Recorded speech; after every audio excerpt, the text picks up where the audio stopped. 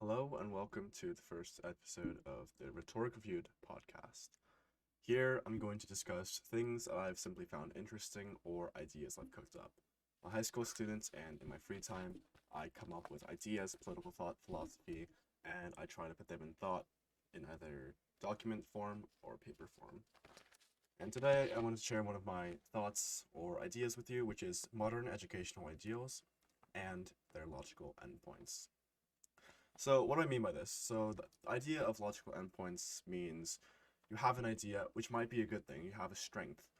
For example, you have the fact that the Roman Empire was a large, and very powerful nation or empire. However, this idea of grandiosity, for example, when taken to its logical extreme, becomes a hindrance, as the size of the Roman Empire hindered the center's ability to control its most outermost parts, and therefore led to its eventual collapse once barbarians were able to invade or collapse the center. Now, that's a very obviously, simplistic view of things, but it illustrates my point about how when certain ideas are taken to their extremes can end up catastrophic for a society. So this isn't so I have two things I want to go through, which is education and AI, two different things that are important to the way we interact with our lives, technology, all of these things that make up society, and two things that might change drastically as time moves on. So, education. Education is important. Ever since the 1880s, education has been one of the foundations of the government's duties. The government's duty to its people, to its future citizens, and most importantly, to its success of the state, which the government is inherently responsible for. And this was often done through the public schooling system, as it is done now, and the public schooling system has evolved and changed in many ways. Most notably, the public schooling system has split at the collegiate level into private and public sector. What this does is it splits the responsibility of education from the government, and it increasingly becomes a privatized world. Privatization also means that commercial success needs to happen, as most colleges are not nonprofits.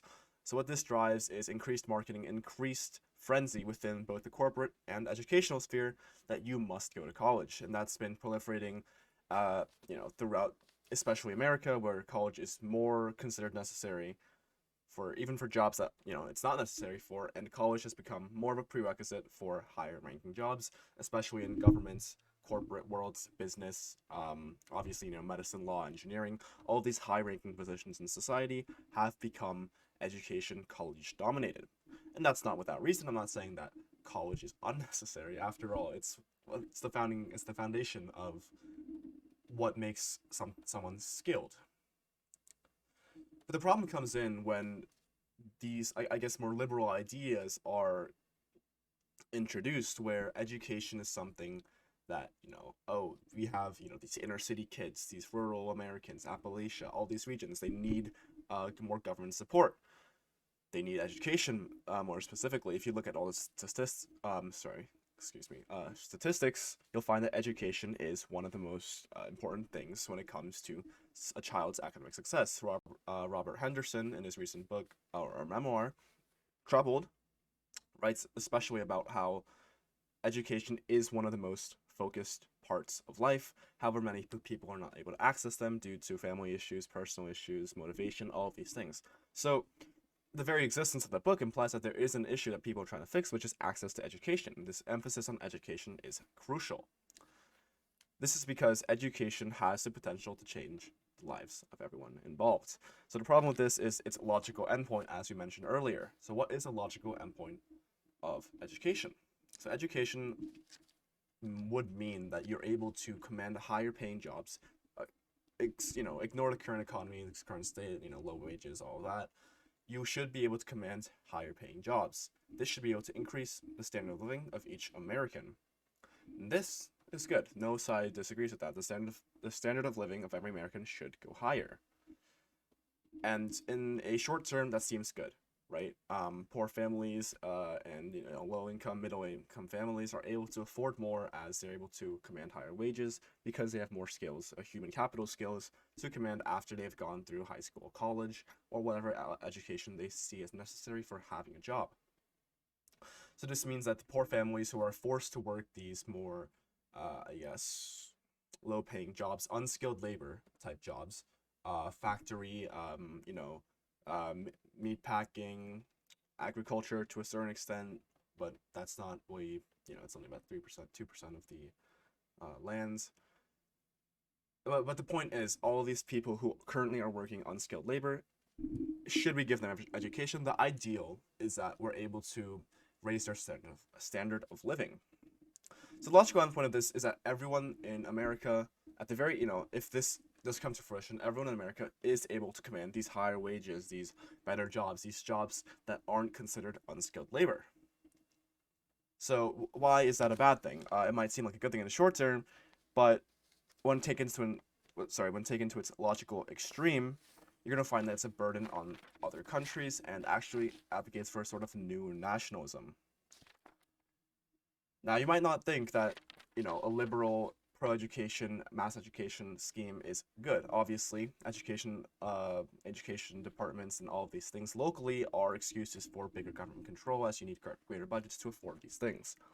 However, this is actually more of a nationalist sort of conservative, I guess neoconservative, but modern, what you might consider the modern right, a nationalist movement idea. Once the populace is educated in a certain nation, restricted into that nation, you're going to find that this actually will go and justify our exporting of our industry and what makes the baseline things to other nations. We already saw this in 1990 and throughout the 20th century in general. For example, Detroit lost its car industry to Mexico and China. And speaking of China, so much industry was lost to China. Obviously, as our standard of living rose, as I'll show you in a second, and more people got educated, it became clear that not as many people were willing to work these industrial level jobs. And the expectation changed, and that is what it is all about. So I have a graph here that shows the education attainment from 1960 to 2022 for Americans. Obviously, it was very, very steep during the 1960s to 1992 area, and then it's sort of steepened out. Notably, you'll find that the 90% value is any sort of post high school education. If you look in more deeply, you'll find that of the 90%, which is in the higher graph, high school graduate or more, only 32.7% are college graduates.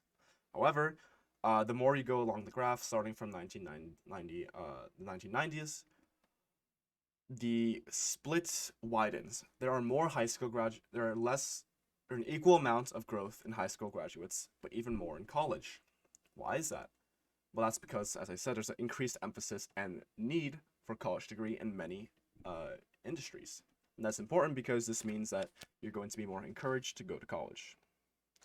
So back to the nationalism point, if I'm to go back up, and to export our unskilled labor to other nations means that we are prioritizing our own nation above others, and often in these unskilled labor facilities, such as in Thailand, Vietnam, and China, you're going to find that there's what amounts to child labor, just normal slavery, and unfit conditions. So those who cry for equality within our own nation, which in their minds, which they are rightfully so to assume is educationally based, are ultimately, when taken to its logical endpoint, advocating for a nationalist view of Americanism, where that we should be exploiting other nations, or we should be exploiting other nations as basically industrial centers. So colonialism, famously in the 1900s, 1800s, was characterized by resources. Resource extraction was one of the main things, with labor on the side. This new nationalism, formed by a educated elite class, which encompasses, we'll say, the majority of America, will instead be exploiting other nations' labor. And we've already seen this trend throughout the last 20, 30 years, obviously. And with AI, which we'll get into, it'll be even worse. But we're going to see an exporting of all unskilled labor from America if we take it to its logical endpoint. So we'll get into this more in Infinite Development about why this line of thinking I'm proposing and the line of thinking that exists currently is unsustainable, and why my own thing has its own caveat. But to fully understand that, we'll need to discuss AI. AI is a more recent topic, obviously, ever since 2020, but it's been around for many, many years. It's been around since at least in wide scale commercial success since 2015, when around when companies like DeepSeek were first starting. Obviously, they were not big until 2024 December, but all of these recent ideas of AI being this new sort of big thing to change the world, we're going to find that AI has the potential to change one major factor or sector, sorry, which is the healthcare sector. Healthcare has, since the beginning of humanity, been a controversial issue because, from the religious fundamentalist side, at least in the early Dark Ages and even before primeval times, that things like disease were inevitable. There were things you could do, maybe if you go to especially I guess Africa with tribal treatments, you can do to treat them, but they were seen as something inevitable, as a part of nature itself. We'd not have any, bacterial theory didn't come around until I believe the Renaissance, or at least after. And we didn't have an idea of germs, all of these things. And thus, we treated death to disease as just another thing that happened. It was not something that we could try to fix because it wasn't a fixable thing, just how we cannot fix earthquakes in the modern day, despite us having preventions against it. However, since we have developed the first cure, which I believe was smallpox. Yes, smallpox. Ever since then, we've had this expectation that we must keep going. We must keep curing more. We have to solve that disease. We have started with polio, very early in the 20th century, yes, Salk. And then we moved on to other diseases. Measles. We cured this flu, essentially, although millions of people still die. But the matter is, the frame of reference we treat disease in is as a solvable issue. This means this treatment of disease, for example, as a solvable issue, means that there's no logical endpoint. And that's even more dangerous than there being a strict logical endpoint. This is because disease moves on to health. You see precision medicine coming in now. Cancer is at the highest level, at least the most wealthiest level, basically cured. Immunotherapy at genetic level is successful, and as precision medicine advances, you're going to find that individual therapies are more effective than mass therapy, and this has been scientifically proven. WHO themselves says that precision type healthcare is the future of medicine.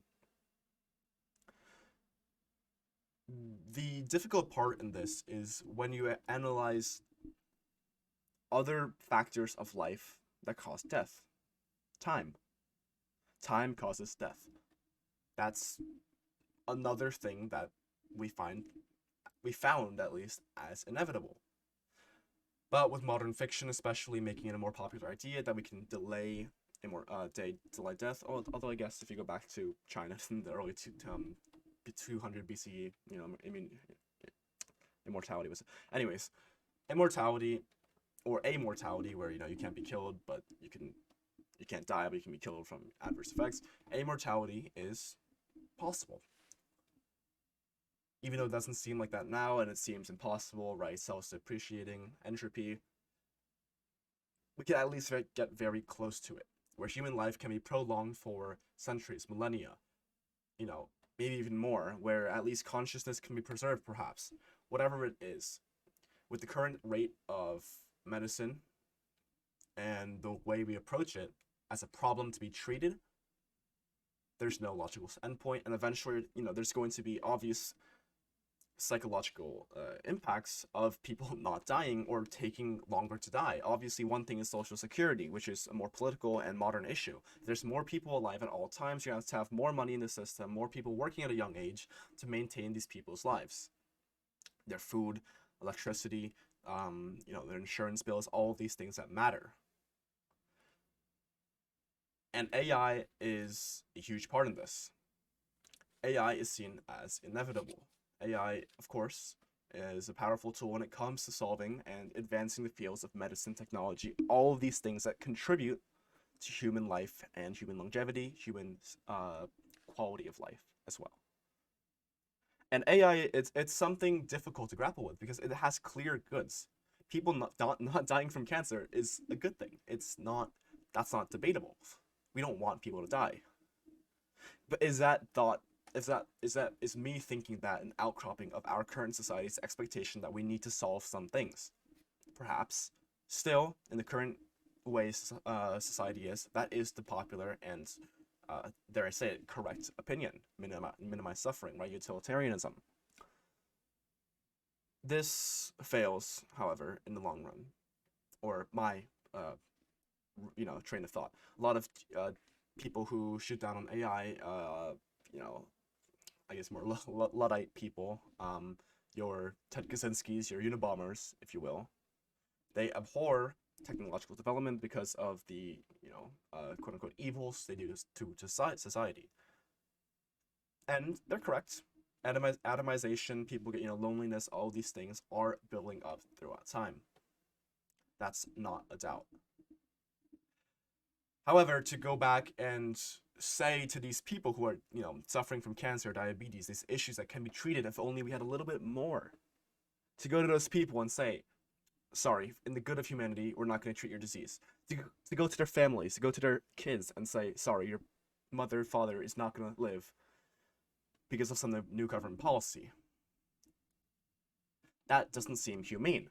And that isn't something that anyone would actually be able to run on, nor actually present to Congress or enact as executive order or policies, just because of simply how unethical or at least absurd that would sound. And that's the situation we find ourselves in with infinite development.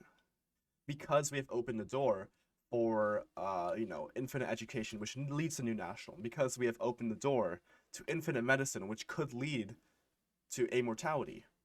And because we've opened the door for AI, which could most importantly save all these things, we find ourselves in a situation where we know bad things are going to happen when we take our current ideas to their logical endpoints. But we have nothing we can do because they're so ingrained with our current understanding and idea that we need to go and fix things, that the government needs to go and fix things. Liberalism, right? Or neoliberalism, where the government needs power. And I'd like to get into a quote of that thought, which is from Sam Altman, the current CEO of OpenAI. I hope this of course does not age poorly in any way, but he said that AI will probably most likely lead to the end of the world. But in the meantime, there will be great companies. This is also relevant to a recent current event story that occurred, where in fear of losing the AI race, AI giants, tech, quote unquote tech bros, have advocated to Congress and the government that we should not put policy, especially on intellectual property issues regarding AI, for what they're training on. This ignorance, this sort of trying to break the rules to go on to the next stage of development, is a perfect example of where infinite development, or this idea of taking ideal logical endpoints, is present. Despite knowing that, or despite believing wholeheartedly that AI will lead to the end, or probably most likely, and quote, will lead to the end of humanity, and still choosing to pursue it, only shows the position we find ourselves in, where perhaps the next right step isn't to keep progressing, isn't to keep making new therapies, solutions, but to take a step back, as we might see in, if we look back in 400 years, that might have been the right option. But because we've opened this door X amount of years ago, that we need to make fixes to these things, we're vulnerable to that very issue. Because we plan to fix everything, we can't stop ourselves from developing things too far. We can't stop ourselves from taking things to their logical endpoints. And that's what is part of the problem with both the tech side and the anti-tech side. The tech side is falling following this path. They're following this path into the logical endpoint of AI, medicine, education. On the other side, the anti-tech side is unable to do anything, because to propose that we should tear down everything in the name of the greater good is simply unpopular. It's not something that many can digest and honestly say. How many? Even I probably couldn't, or not even I, but I couldn't imagine giving up the comforts, luxuries, the obvious goods of modernity in hopes for a quote unquote better tomorrow, which we don't really know what's gonna happen, obviously being in the future. But these issues that plague both sides prevent us from making a honest step forward to solving these issues. As Sam Allen said in his quote, it's inevitable that bad things are going to happen when we continue to use and abuse these new technologies that are going to keep developing in the future. So that was modern educational ideals and the logical endpoints. If you have any questions, thoughts, comments, or any concerns, and frankly, any criticisms of anything I've said here, I would like to hear from you. So thank you for listening, and it's been the Rhetoric Reviewed. Out.